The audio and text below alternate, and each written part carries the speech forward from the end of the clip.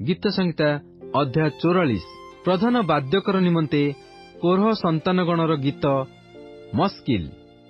हे परमेश्वर, तुम्भे पूर्व कालरे आम्भमानक पितृपुरुषଙ୍କ समୟରେ ଯେଉଁ कर्म କରିଥିଲ ତାହା ଆମ୍ଭେମାନେ ସ୍ୱକର୍ଣ୍ଣରେ ଶୁଣିଅଛୁ ଓ ସେମାନେ ତାହା ଆମ୍ଭମାନଙ୍କୁ ଜଣାଇଅଛନ୍ତି।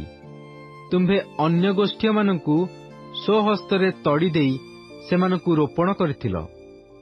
ତୁମ୍ଭେ ଜନବୃନ୍ଦଙ୍କୁ ନାଶ କରି ସେମାନଙ୍କୁ ବିସ୍ତାରିତ କରିଥିଲ, କାରଣ ସେମାନେ ନିଜ ଖଡ୍ଗ ଦ୍ୱାରା ଦେଶାଧିକାର ପ୍ରାପ୍ତ ହେଲେ ନାହିଁ, କିଏ ବା ସେମାନଙ୍କ ନିଜ ବାହୁ ସେମାନଙ୍କୁ ଉଦ୍ଧାର କଲା ନାହିଁ।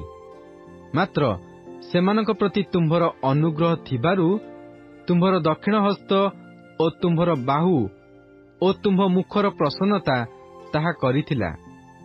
ହେ ପରମେଶ୍ୱର, ତୁମ୍ଭେ ମୋହର ରାଜା, ଯାକୁବ ପକ୍ଷରେ ମୁକ୍ତିର ଆଜ୍ଞା ହେଉ। ତୁମ୍ଭ ଦ୍ୱାରା ଆମ୍ଭେମାନେ ବିପକ୍ଷ ଗଣକୁ ଭୁସି ପକାଇବା। ତୁମ୍ଭ ନାମ ଦ୍ୱାରା ଆମ୍ଭେମାନେ ଆପଣା ବିରୁଦ୍ଧରେ ଉତ୍ଥିତ ଲୋକମାନଙ୍କୁ ଦଳି ପକାଇବା। ଯେହେତୁ ମୁଁ ଆପଣା ଧନୁରେ ନିର୍ଭର କରିବି ନାହିଁ, କିଏ ବା ମୋ ଖଡ୍ଗ ମୋତେ ଉଦ୍ଧାର କରିବ ନାହିଁ, ମାତ୍ର ତୁମ୍ଭେ ଆମ୍ଭମାନଙ୍କ ବିପକ୍ଷ ଗଣଠାରୁ ଆମ୍ଭମାନଙ୍କୁ ଉଦ୍ଧାର କରିଅଛ ଓ ଆମ୍ଭମାନଙ୍କ ଘୃଣାକାରୀମାନଙ୍କୁ ଲଜ୍ଜିତ କରିଅଛ। ଆମ୍ଭେମାନେ ଦିନଯାକ ପରମେଶ୍ୱରଙ୍କଠାରେ ଦର୍ପ କରିଅଛୁ ଓ ଅନନ୍ତକାଳ ତୁମ୍ଭ ନାମର ଧନ୍ୟବାଦ କରିବା। ମାତ୍ର ଏବେ ତୁମ୍ଭେ ଆମ୍ଭମାନଙ୍କୁ ଦୂର କରିଅଛ ଓ ଆମ୍ଭମାନଙ୍କୁ ଅପମାନଗ୍ରସ୍ତ କରିଅଛ। ପୁଣି ଆମ୍ଭମାନଙ୍କ ସୈନ୍ୟ ସଙ୍ଗରେ ଗମନ କରୁନାହଁ। ତୁମ୍ଭେ ବିପକ୍ଷମାନଙ୍କ ନିକଟରୁ ଆମ୍ଭମାନଙ୍କୁ ଫେରାଇ ଦେଉଅଛ ଓ ଆମ୍ଭମାନଙ୍କ ଘୃଣାକାରୀଗଣ ଆପଣମାନଙ୍କ ନିମନ୍ତେ ଆମ୍ଭମାନଙ୍କୁ ଲୁଟ୍ କରୁଅଛନ୍ତି।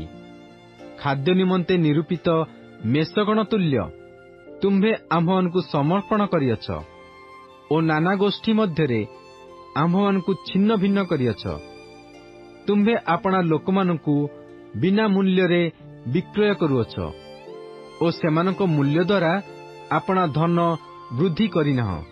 ତୁମ୍ଭେ ଆମ୍ଭମାନଙ୍କ ପ୍ରତିବାସୀଗଣ ନିକଟରେ ଆମ୍ଭମାନଙ୍କୁ ତିରସ୍କାରର ବିଷୟ ଓ ଆମ୍ଭମାନଙ୍କ ଚତୁର୍ଦିଗସ୍ଥ ଲୋକମାନଙ୍କର ହାସ୍ୟାସ୍ପଦ ଓ ବିଦ୍ରୂପ ପାତ୍ର କରୁଅଛ। ତୁମ୍ଭେ ଆମ୍ଭମାନଙ୍କୁ ନାନା ଗୋଷ୍ଠୀ ମଧ୍ୟରେ ଗଳ୍ପର ବିଷୟ ଓ ଜନବୃନ୍ଦ ମଧ୍ୟରେ ମୁଣ୍ଡ ହଲାର କାରଣ କରିଅଛ।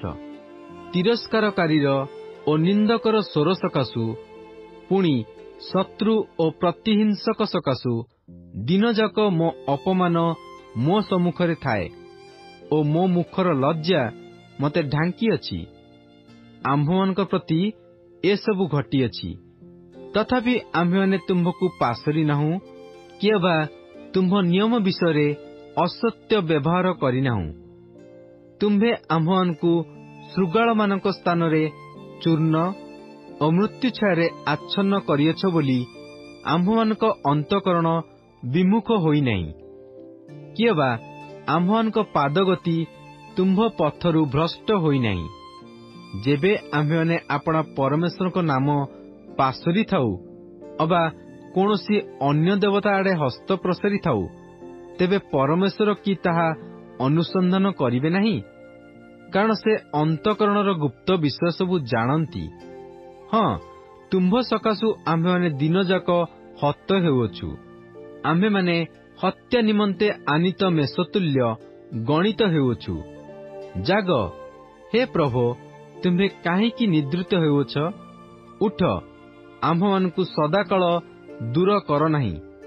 ତୁମ୍ଭେ କାହିଁକି ଆପଣା ମୁଖ ଲୁଚାଉଅଛ? ପୁଣି ଆମ୍ଭମାନଙ୍କ କ୍ଲେଶ ଓ ଦୌରାତ୍ମ୍ୟ ଭୋଗ ବିସ୍ମୃତ ହେଉଅଛ। କାରଣ ଆମ୍ଭମାନଙ୍କ ପ୍ରାଣ ଧୂଳିରେ ଅବନତ, ଆମ୍ଭମାନଙ୍କ ଉଦର ଭୂମିରେ ଲାଗୁଅଛି।